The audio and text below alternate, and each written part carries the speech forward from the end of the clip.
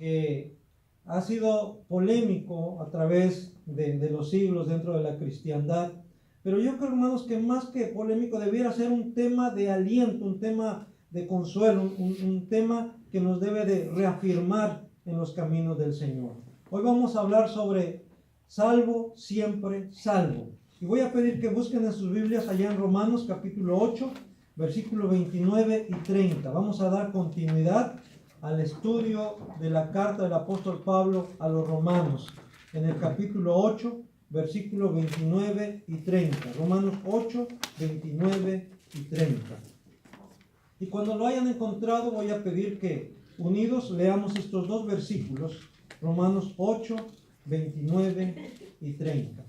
Amén, hermanos. Amén. Bien, leemos juntos la palabra del Señor. Romanos 8, 29 y 30 dice de la siguiente manera: porque a los que antes conoció, también los predestinó para que fuesen hechos conformes a la imagen de su Hijo, para que Él sea el primogénito entre muchos hermanos. Y a los que predestinó, a esos también llamó. Y a los que llamó, a esos también justificó. Y a los que justificó, a esos también glorificó. Amén. Esto es lo que algunos han llamado la cadena irrompible de la salvación. ¿Y por qué cadena irrompible? Porque cada una de estas declaraciones que están aquí, cada uno de esos pasos son como un eslabón que unen esa cadena desde que Dios nos eligió, desde que Dios nos escogió, desde antes de la fundación del mundo. En su debido tiempo nos llamó y también en ese momento Él nos justificó. Y luego inició en nosotros ese proceso de santificación que dura toda la vida y que no será perfecto hasta que estemos en la presencia del Señor. Y también, hermanos, dentro de ese proceso, dentro de esa cadena, de ese eslabón, de esos eslabones, de esa cadena irrompible, tenemos también lo que dice ahí, la glorificación. La glorificación vendrá siendo cuando cada uno de nosotros seamos transformados a la imagen y semejanza de nuestro Señor Jesucristo de una manera completa. Por eso hoy vamos a ver la causa. ¿Cuál es la causa que tú y yo ahora podemos disfrutar de las bendiciones de Dios, que podemos disfrutar de esa salvación tan grande que se nos ha otorgado a través de nuestro Señor Jesucristo? Y aquí, hermanos, en Romanos capítulo 8, versículo 29 dice: porque a los que antes conoció. Y eso, hermanos, eso de conocernos antes, algunos lo han interpretado como que Dios conoce todo en su presciencia, en el conocimiento que Él tiene de todas las cosas. Dicen, lo que pasa es que Dios sabía que yo iba a creer. Lo que pasa es que Dios conocía que tú ibas a tener fe en Él y por eso te escogió. Pero ellos argumentan diciendo que entonces la causa de nuestra elección está en la fe que Dios vio de antemano en nosotros. Pero vamos a ver aquí, según la palabra de Dios, que no es así. Cuando habla de que a los que antes conoció, no está hablando tanto de un conocimiento intelectual de parte de Dios, sino está hablando más que nada acerca de esa disposición amorosa de Dios hacia determinados individuos de la humanidad, considerando estos individuos ya como caídos. En otras palabras, hermanos, la causa de nuestra elección, la causa de nuestra salvación está en el amor de Dios. Así como Él le declaró al profeta Jeremías: con amor eterno te he amado. Y esa declaración, hermanos, vale para ti y vale para mí. Dios nos ha amado con amor eterno. Y por eso Él decidió escogernos desde antes de la fundación del mundo. Y vemos aquí, hermanos, nada más brevemente algunos pasajes que vienen a sostener esto que estoy diciéndoles, que cuando habla de la presciencia de Dios, cuando habla de que antes nos conoció, está hablando acerca del amor de Dios que Él tuvo para con nosotros desde el principio, desde antes de la fundación del mundo. Hablando del pueblo de Israel allá en Amós capítulo 3, versículo 2, refiriéndose al pueblo de Israel, dice: a vosotros solamente he conocido de todas las familias de la tierra. No es que Dios no conocía a las demás familias, no es que Dios no conocía a las demás naciones, sino lo que Dios está diciendo: a ustedes los he amado de entre todas las demás familias de la tierra, de entre todas las demás naciones de la tierra. A ustedes les he mostrado mi amor de una manera plena. Entonces está hablando de ese conocimiento que Dios tiene de las naciones, pero especialmente de Israel, de nosotros como sus elegidos. Es un conocimiento amoroso. Jesús mismo dice también acerca de sus ovejas, allá en Juan 10, versículo 14 y 27, dice que Él conoce a sus ovejas. Y cuando Él dice que conoce a sus ovejas, quiere decir que no solamente las conoce por nombre, no solamente las conoce quiénes son, sino sobre todo está hablando de que Él ama a sus ovejas. Y las ha amado de tal manera que dio su vida por ellas. Por eso Él mismo también dice en ese pasaje que el buen pastor su vida da por sus ovejas, que nadie se la quita, sino que Él de sí mismo la pone. ¿Por qué está dispuesto a poner su vida por sus ovejas? Porque las ama. Yo conozco a mis ovejas, dice el Señor. Yo amo a mis ovejas, dice el Señor, y por eso doy mi vida por ellas. En cambio, cuando se refiere a los impíos, a los incrédulos, allá en Mateo 7, 23, dice: nunca os conocí. Eso no quiere decir que Dios no sabía quiénes eran. Dios sabe, Jesús sabe exactamente quiénes son todos los hombres. Ya vimos en Juan también al principio que dice que Él no tenía necesidad de que nadie le dijese nada acerca de los hombres, porque Él sabía exactamente lo que había en el corazón del hombre. Él sabe exactamente, Él conoce. Pero aquí está hablando acerca dice: nunca los conocí, nunca los amé. Es lo que está diciendo. Y en cambio a sus ovejas dice: yo conozco mis ovejas. Ellas me conocen, pero yo las conozco, yo las amo, doy mi vida por mis ovejas. Y en este mismo sentido de ese conocimiento que implica amor, un amor incondicional, un amor que brota de Dios mismo hacia nosotros, lo encontramos allá en Génesis 3:1, cuando dice la Escritura que conoció Adán a su mujer Eva, la cual concibió y dio a luz a Caín. Ahí dice: conoció Adán a su mujer. Ya Dios se la había presentado antes cuando tomó una costilla de él, ¿verdad? Y dice, y la trajo a Adán. Entonces él ya la conocía en el sentido físico, en el sentido de verla, en el sentido de saber quién era ella, porque Dios mismo se lo había dicho. Pero aquí dice que conoció Adán a su mujer Eva, la cual concibió y dio a luz a Caín. Da la idea de un amor profundo, de un amor íntimo de Adán para su esposa Eva. Y en ese sentido, hermanos, Dios nos ha amado también con un amor especial a cada uno de nosotros, de los que hemos creído en su nombre. Entonces, la causa es la prognosis de Dios, o sea, el amor de Dios, la actitud o disposición amorosa de Dios hacia nosotros, a pesar de ser pecadores. Por eso también el apóstol Pablo, cuando escribe a los romanos, dice: mas Dios muestra su amor para con nosotros, en que siendo aún pecadores, ¿qué? Cristo murió por nosotros. El mismo apóstol Pablo dice, cuando escribe a los Efesios, declara lo siguiente allá en Efesios 1, versículo 3 al 6.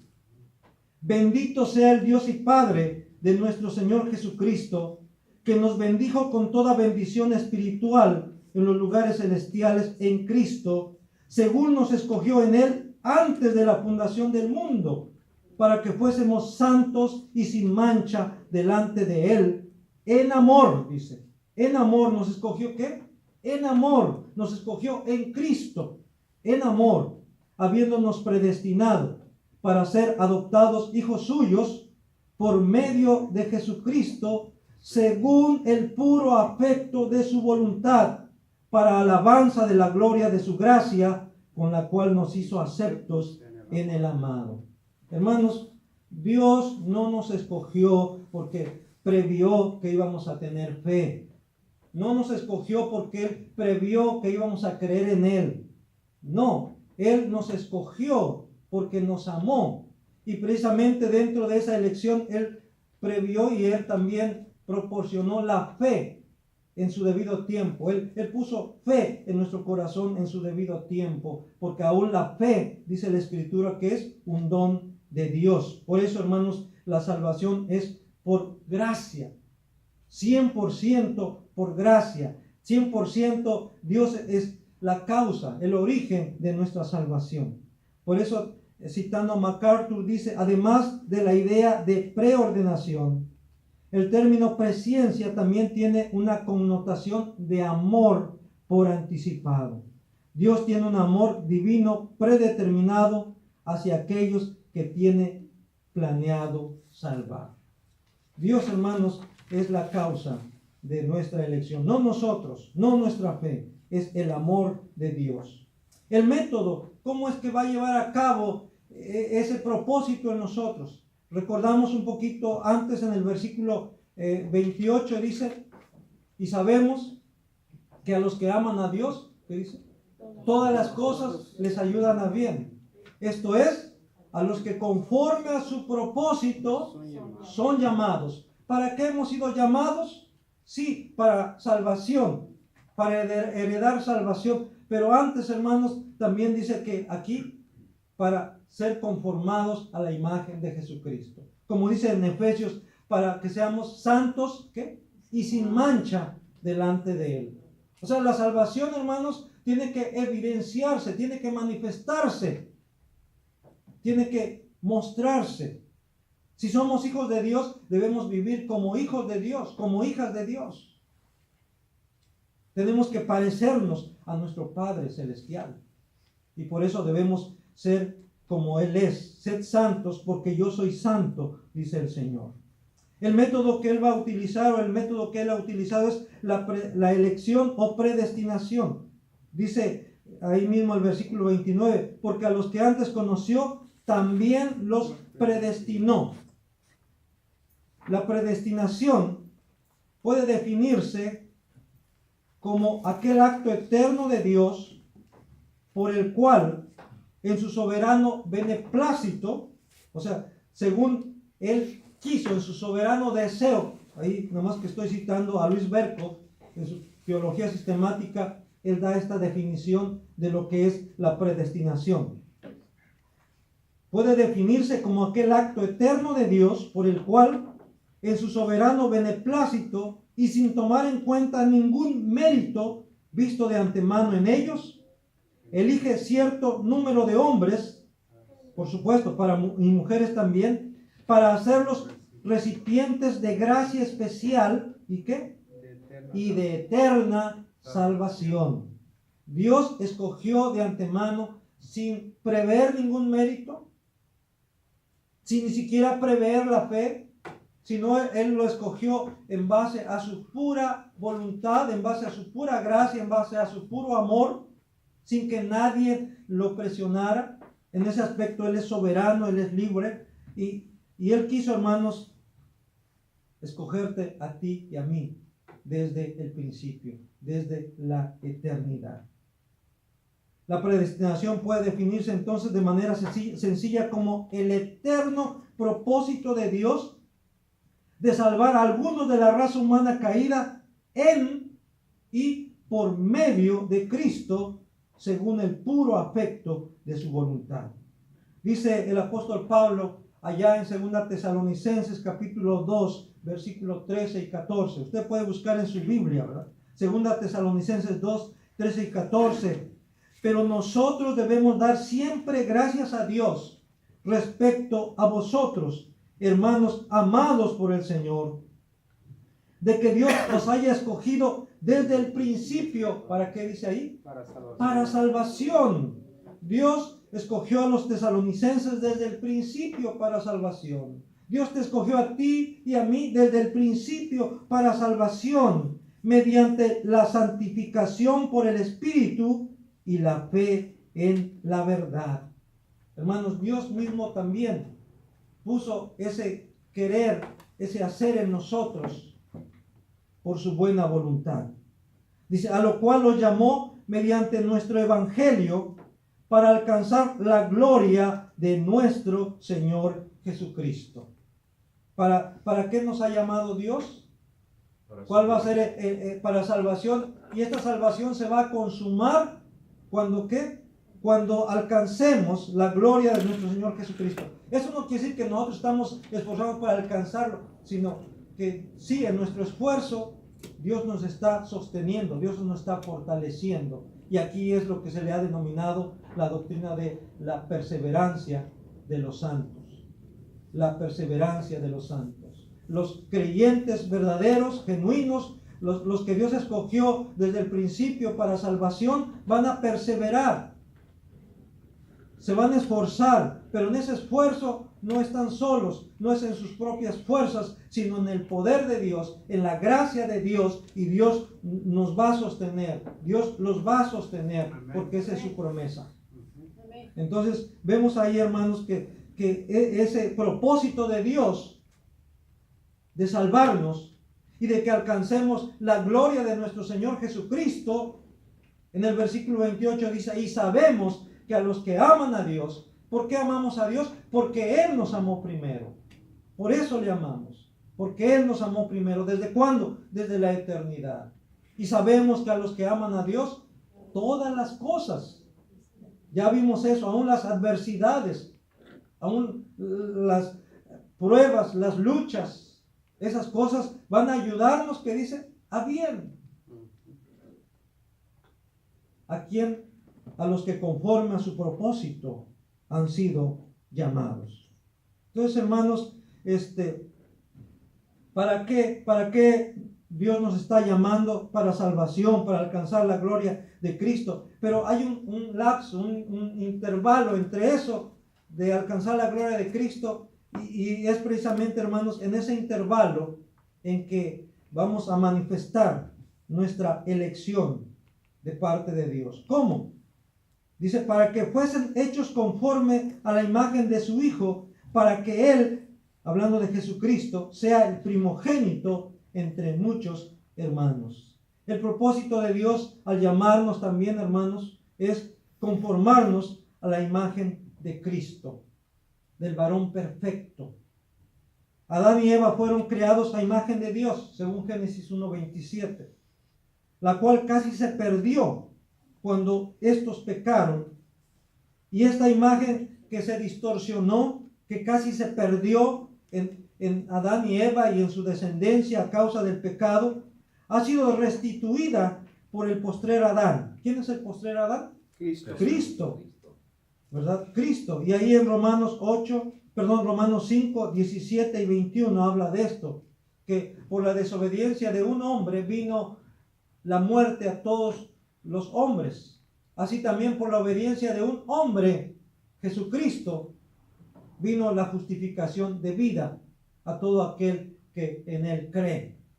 Entonces, hermanos, el postrer Adán vino a restablecer, a restituir esa imagen que el hombre había perdido, o por lo menos casi perdido a causa de su pecado. Y esta imagen que Jesucristo tiene, que es la imagen de Dios mismo, del Padre. Él mismo dijo, el que me ha visto a mí, ha visto al Padre. ¿Cómo pues dices tú, muéstranos al Padre? Y nos basta. Pues el propósito de Dios, el plan de Dios, es que tú y yo, como creyentes, nos parezcamos cada día más y más a Cristo, cada día más y más a Jesucristo. Y conformarse a la imagen de Cristo tiene un sentido actual y un sentido escatológico. Vamos a ver qué significa esto. Un sentido actual quiere decir que cada día somos conformados más a Cristo en el aspecto espiritual en cuanto a santidad, por la obra del Espíritu Santo en nosotros y por la obediencia a la palabra. Hermanos, esto es bien importante, ya lo he enfatizado yo en otras ocasiones. Tenemos que parecernos cada vez más y más a Cristo en base a la obediencia a la palabra de Dios. En la medida en que obedecemos a la palabra de Dios, en esa medida nos santificamos. Por eso el Señor decía, santifícalos en la verdad. Tu palabra es verdad. Entonces, en la medida en que nosotros obedecemos la palabra, en esa medida somos santificados por la palabra y por el Espíritu que mora en nosotros. Entonces, ahí en 2 Corintios 3, versículo 17 y 18, vamos a darle lectura en 2 Corintios 3, versículo 17 y 18. Dice, porque el Señor es el Espíritu, y donde está el Espíritu del Señor, allí hay libertad. Y ya hemos hablado en otras ocasiones en qué consiste esa libertad. ¿Para qué es esa libertad? No para hacer nuestra propia voluntad, sino para hacer la voluntad de Dios. Él nos ha capacitado ahora, ¿para qué?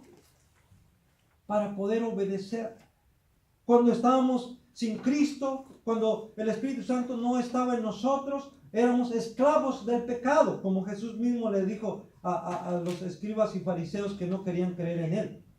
Dice, ustedes son de vuestro padre el diablo, porque los deseos de vuestro padre quieren hacer. Él ha sido homicida desde un principio, dice, y por eso ustedes quieren matarme. Por eso mi palabra no haya cabida en ustedes. Ellos decían, nosotros no hemos sido esclavos de nadie, porque el Señor les había dicho, y conoceréis la verdad, y la verdad os hará libres. Si el Hijo libertare, seréis verdaderamente libres. Y ellos dijeron, nosotros no hemos sido esclavos de nadie. Tenemos un padre, Abraham, somos hijos de Abraham. Por eso Jesús le dijo, el que practica el pecado, esclavo es del pecado. Nosotros cuando estábamos sin Cristo, sin el Espíritu en nuestra vida, hermanos, sin la palabra en nuestra vida, éramos esclavos del pecado. No podíamos, no queríamos sujetarnos a la voluntad de Dios. Teníamos un corazón de piedra, un corazón endurecido. Pero Dios en su misericordia nos dio un corazón de carne, un corazón sensible a su voz, a su palabra. Por eso, hermanos, sí es importante, como dice aquí, donde está el Espíritu de Dios, allí hay libertad. Libertad para andar en los caminos del Señor, libertad para obedecerle, libertad para glorificarle, libertad para vivir para su gloria cada día. Por eso dice que, por tanto, nosotros, todos, está hablando de los creyentes, mirando a cara descubierta como en un espejo la gloria del Señor, somos transformados de gloria en gloria en la misma imagen como por el Espíritu del Señor. Y también ahí en Colosenses capítulo 3, versículo 9 al 11.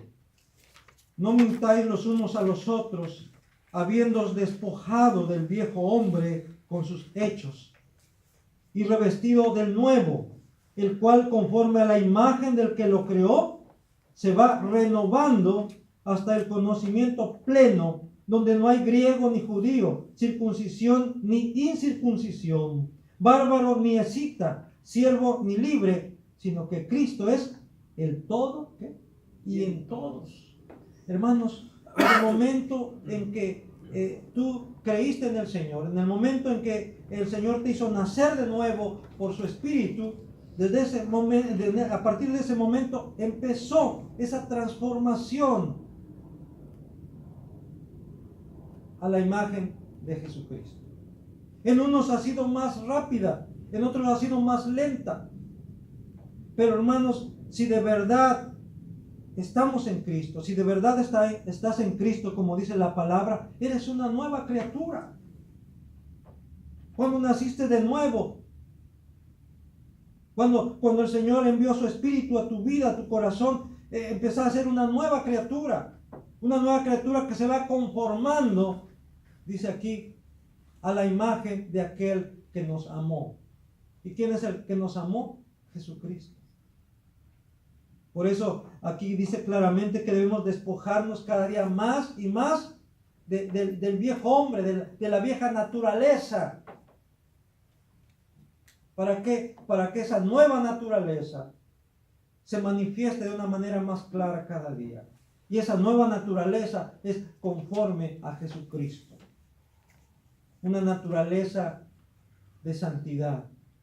Una naturaleza de obediencia a la voluntad de Dios. En el sentido escatológico o futuro. Esto quiere decir que cuando el Señor venga por segunda vez con poder y gran gloria, los creyentes muertos serán resucitados con cuerpos incorruptibles. Y los que aún vivan serán transformados como en un abrir y cerrar de ojos a la imagen gloriosa de nuestro Señor Jesucristo. Esto quiere decir, hermanos, que esa transformación, ese conformarnos a Cristo que comenzó en nuestra conversión, cuando nos arrepentimos de todos nuestros pecados y pusimos nuestra fe en el Señor, ese proceso por el cual estamos pasando llegará a su culminación, a su realización plena cuando Jesucristo venga por segunda vez con poder y gran gloria. Y como señalé ahí, ¿verdad? Los muertos en Cristo, como dice la Escritura, resucitarán primero, los muertos en Cristo. Luego nosotros, dice el apóstol Pablo, los que hayamos quedado, los que vivamos, si es que nos toca vivir todavía, seremos transformados como en un abrir y cerrar de ojos a la semejanza de Jesucristo.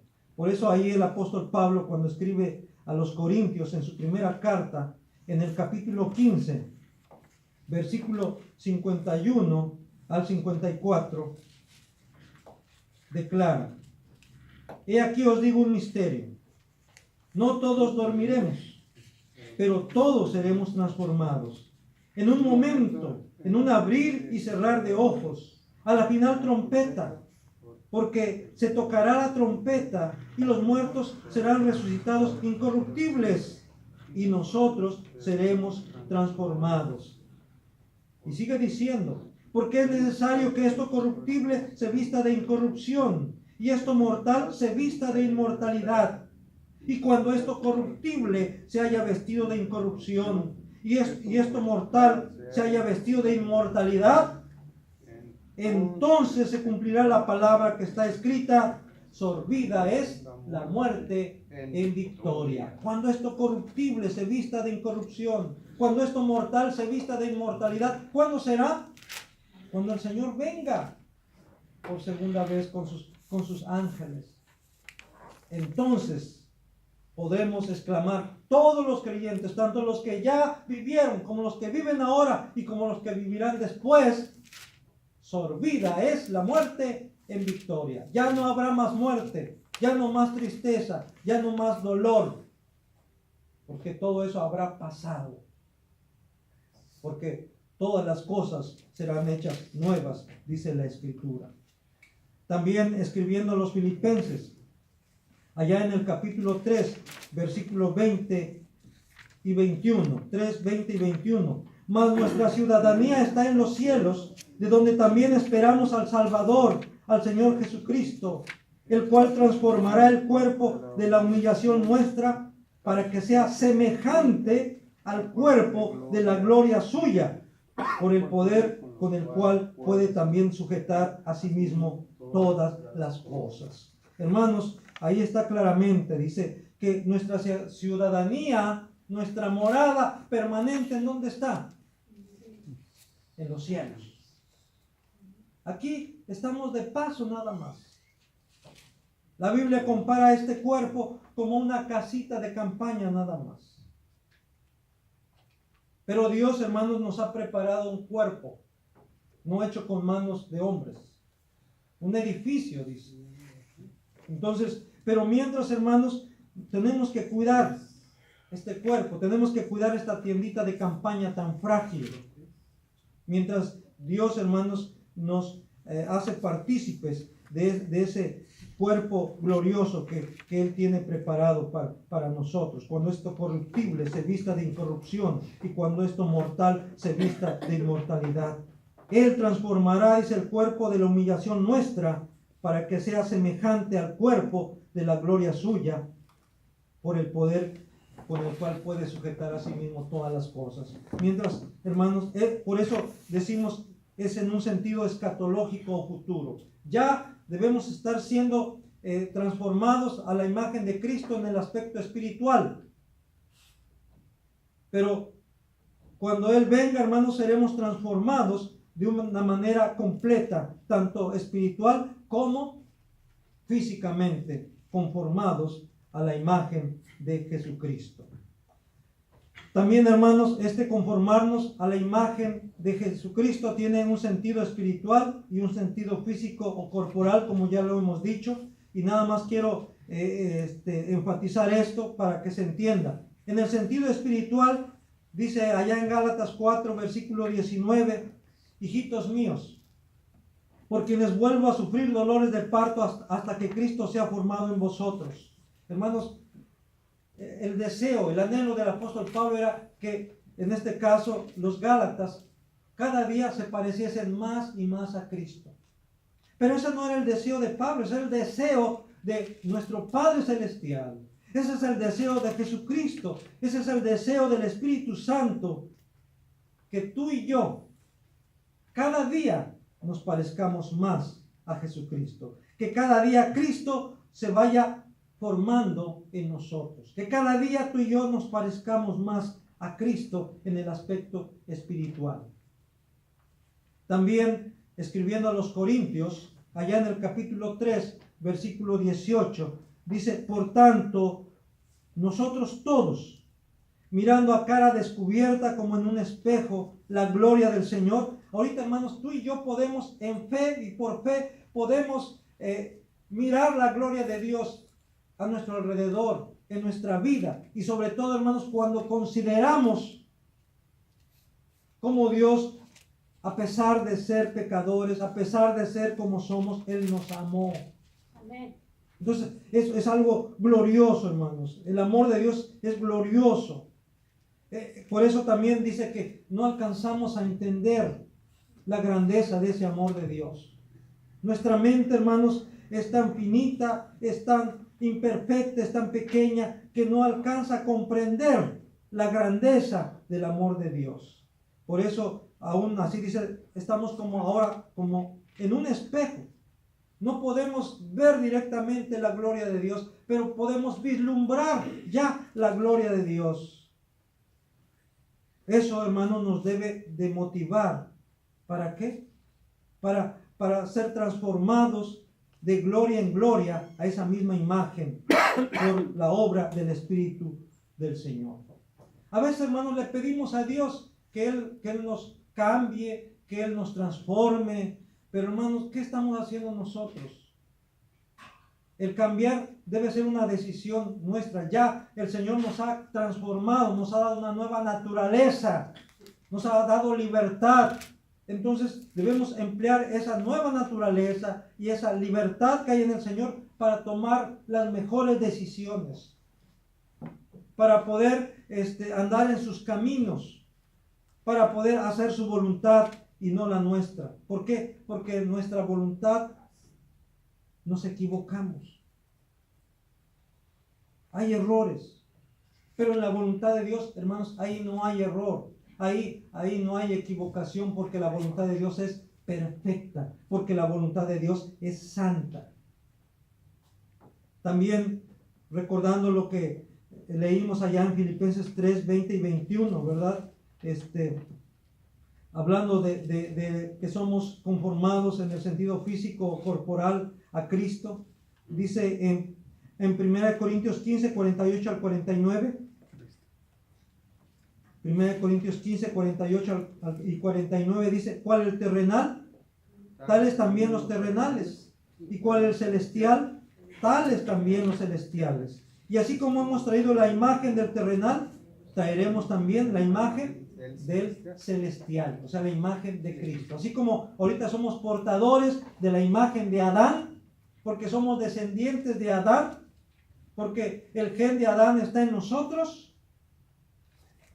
Ahora, como creyentes, como nuevas criaturas,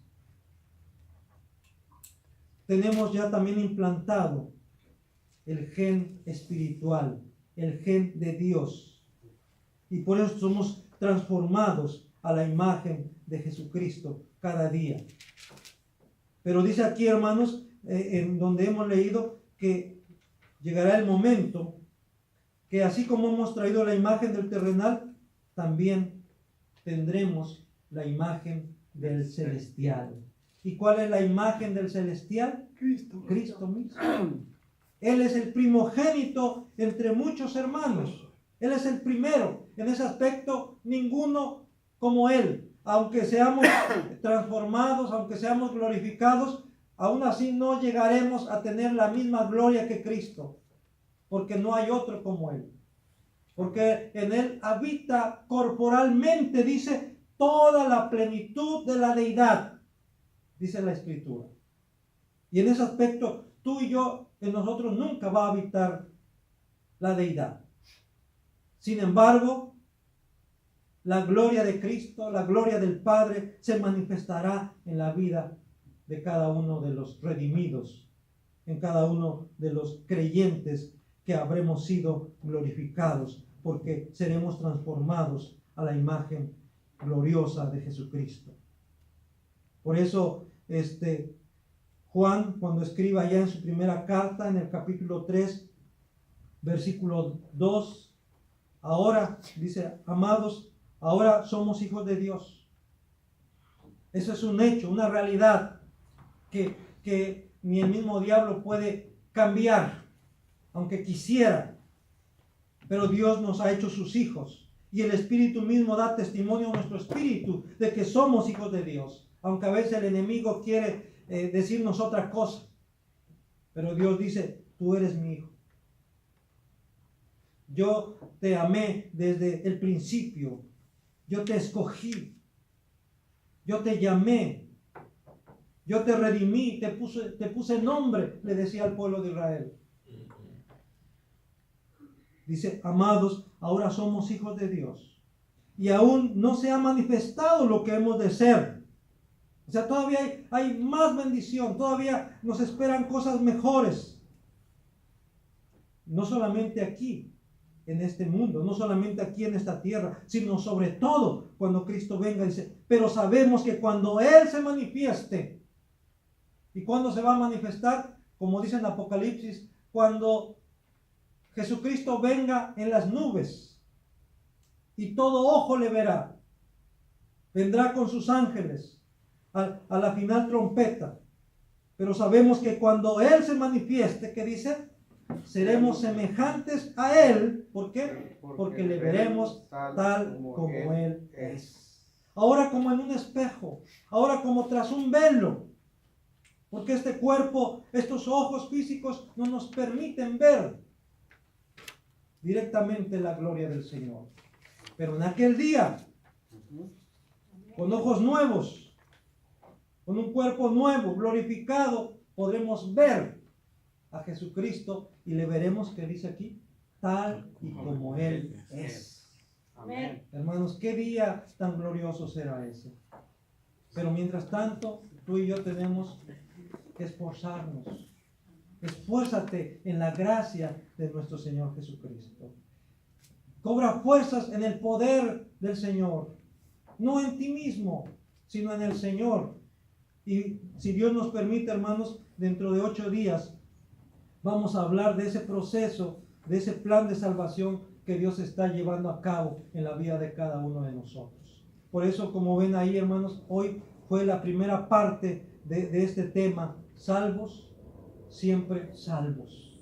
¿Por qué? Porque nuestra salvación no depende de nosotros. Porque nuestra salvación depende de Dios, del propósito de Dios, el cual, hermanos, Él ha manifestado a través de los siglos, a través de su palabra, pero de una manera específica en tu vida y en mi vida. Salvo, siempre salvo por la gracia de Dios. Amén. Amén.